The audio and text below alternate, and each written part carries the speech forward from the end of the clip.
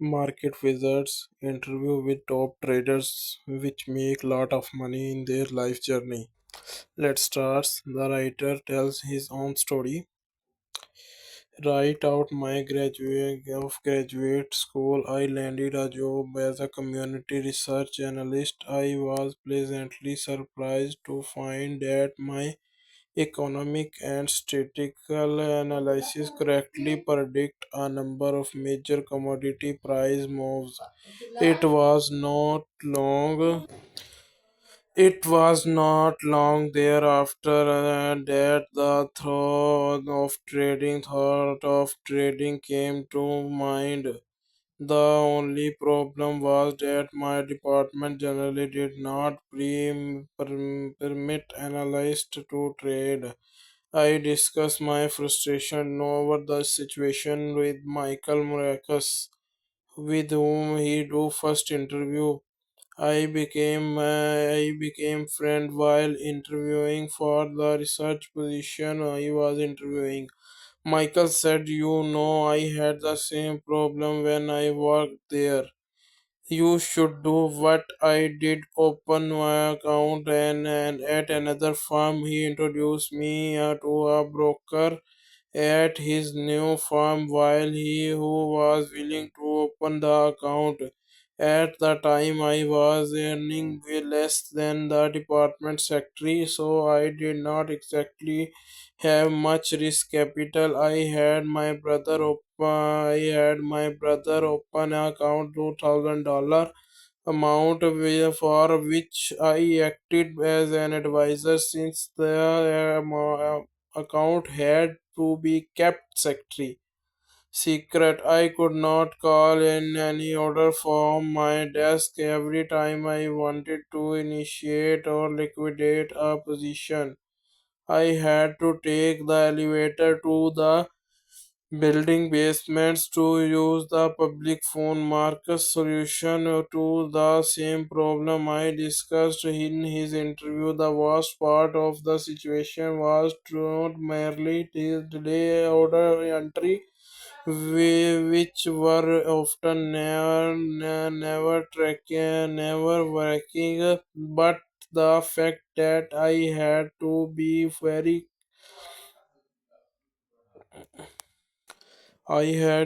very circumspect about the number of times I left my desk. Sometime I would decide to delay an order until the following morning in order to avoid creating any suspicion.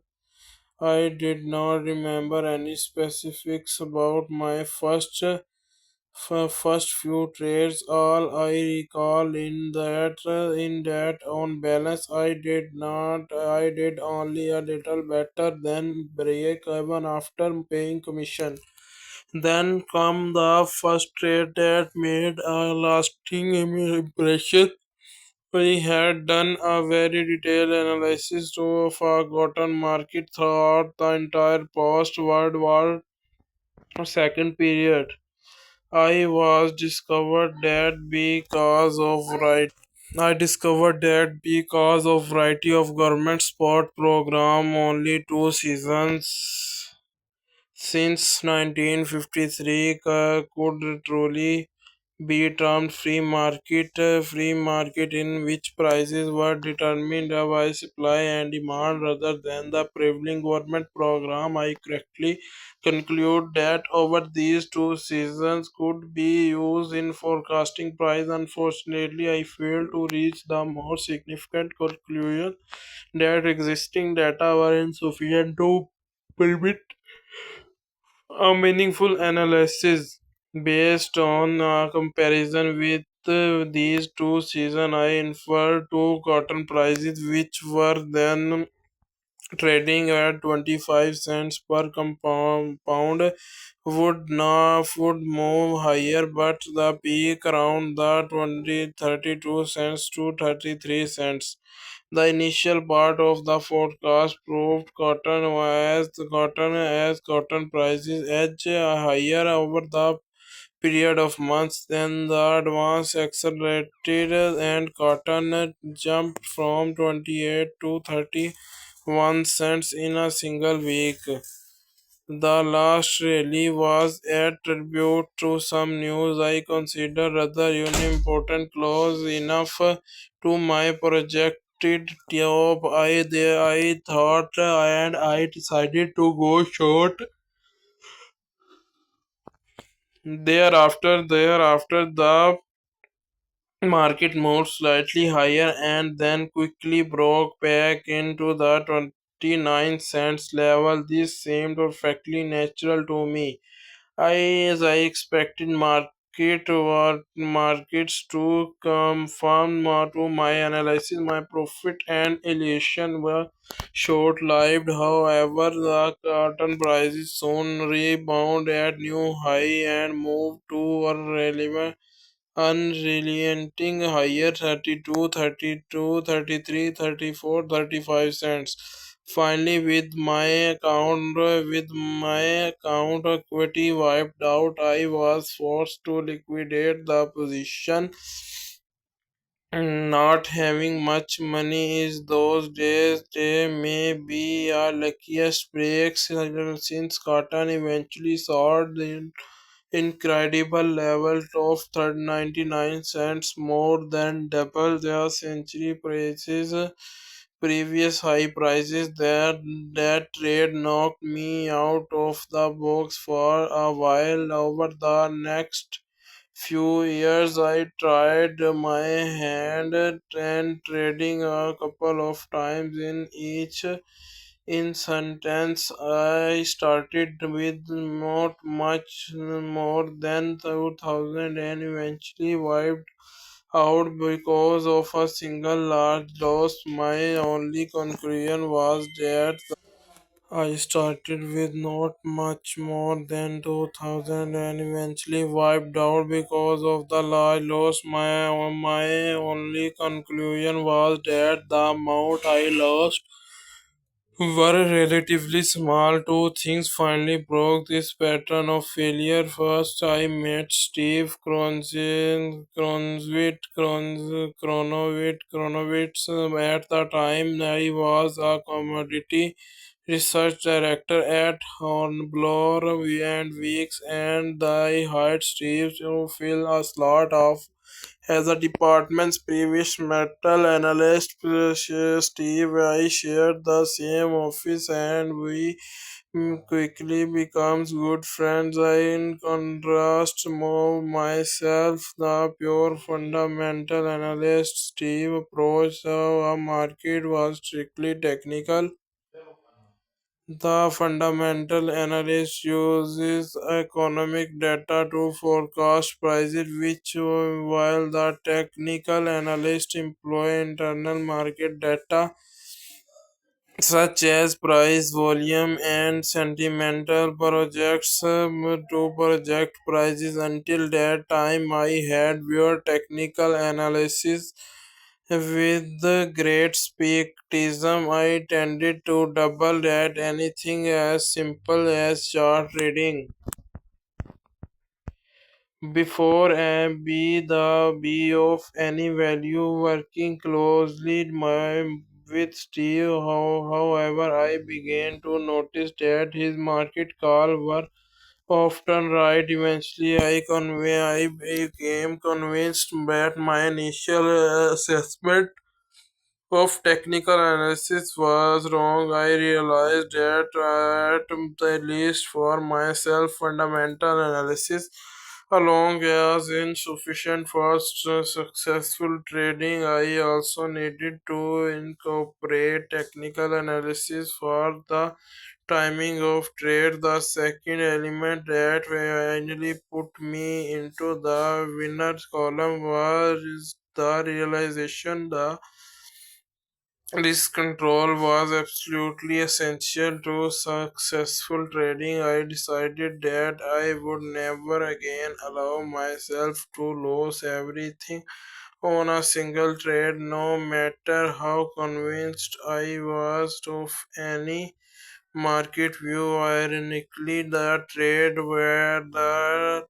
that I consider my turning point and one of my best trade ever. The tech was actually a loss at the time. At the time the Daniel and Dushik Mark had curved out the lengthy trading range following the extended decline. Based on my market analysis, I believe that the Dushik Marks was forming an important price base. I went long within the conclusion simultaneously placing a good little cancel stop order just below the recent low. I reasoned that if I was right, the market should not fall.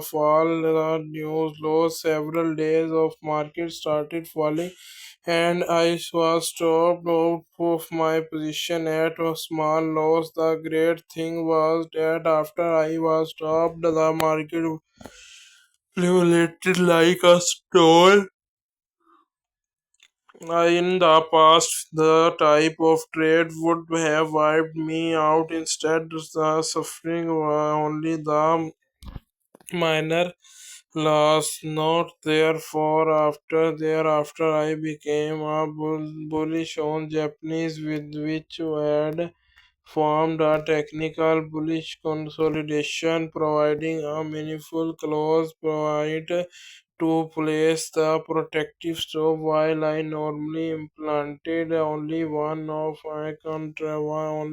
contract position, I fact that I was reasonably able to define my risk at only 15 tickets per contract. Today I find it hard to believe that I was able to get away with the that close a stop allow me to put in their construct position. The market never locked back, although I ended up getting out of the position for too early. I held contracts long enough to triple a small account size. That was smart of my success of trading over a few years. The synthesis of technical and fundamental combined with the risk allow controlled me to build a small stake into well over $1 lakh. Then the streak ended. I found myself trading more impulsively, falling AI to follow the rule I had learned to retro post. I believed I had just becoming cookie particular and remember a losing trade to in soybean instead of taking my loss within the when the market moved against me. I was so convinced that the decline was the and reaction in the bull market that I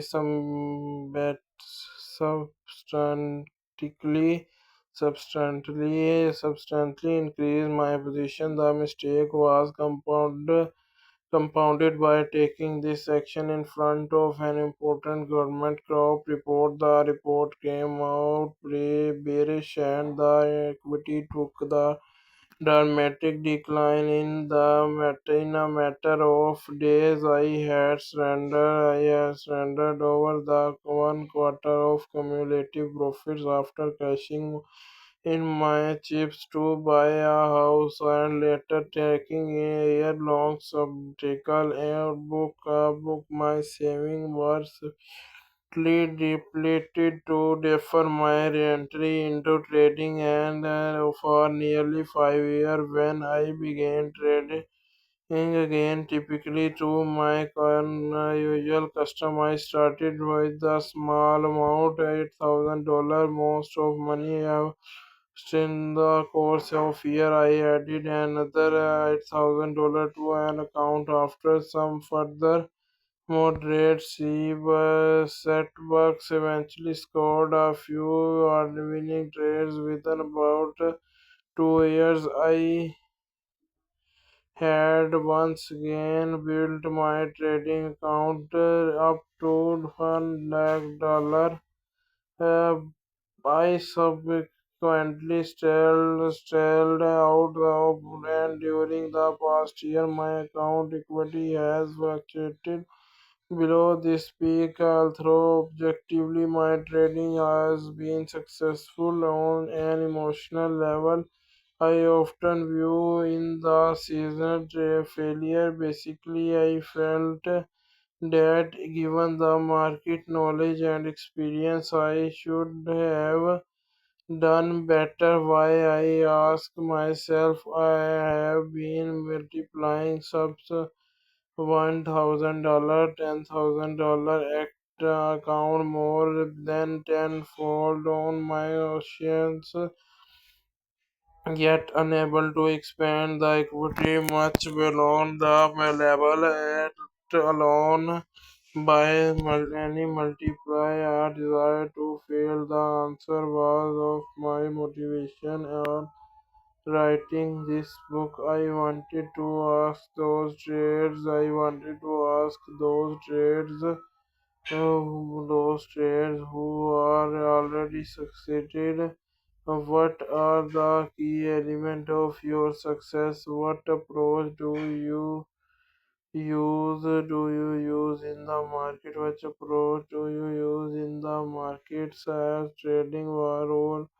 Do you adhere to where they what were your own early trading experience? What advice would you give to other traders while one of the level my research for answer was personal quest to help the may surplus barriers in broader sense. I saw myself as every man asking the question I thought other would ask if given the opportunity. Inshallah, tomorrow we will talk about the future and currencies.